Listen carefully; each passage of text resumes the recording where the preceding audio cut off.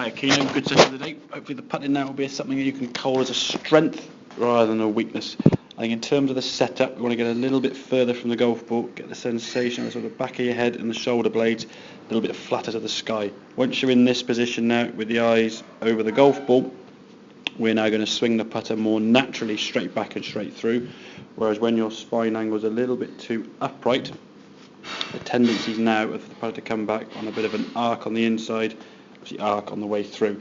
The problem being then when you knew that arcing was happening, your eyes would watch the putter going back, you then try to manipulate the putter as you came back down through. And if we look at this one on the left hand side, if we zoom in, you can see you're setting up at the middle of the club there with the golf ball. As you strike this now and attempt to try and swing it a little bit more to target, we're actually catching it a little bit toey now.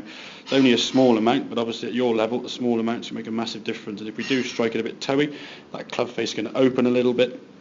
You're going to compromise the distance control because the strike's not going to be as good and the roll itself will be a lot worse. So we compare that now to this one on the right hand side where the putter goes back naturally straight, it comes back and we get a much better strike more in the middle of the golf ball there, in the golf club, sorry. Much better contact, and the putter now we can see is actually swinging back and through in a more natural arc rather than this sort of curving into out. Most of that, as I said, is just because of the fact you're a bit more over the golf ball with your shoulders, getting in a better tilt. So just feel a smidgen further from the golf ball. Make sure those eyes are over the golf ball, not too far outside. And with that sort of top of your shoulder blades and the back of your head a bit more flat to the sky, the natural arc now for your putter is to swing back straight and through, and the ball then tracking up towards the hole. So hope that all makes sense.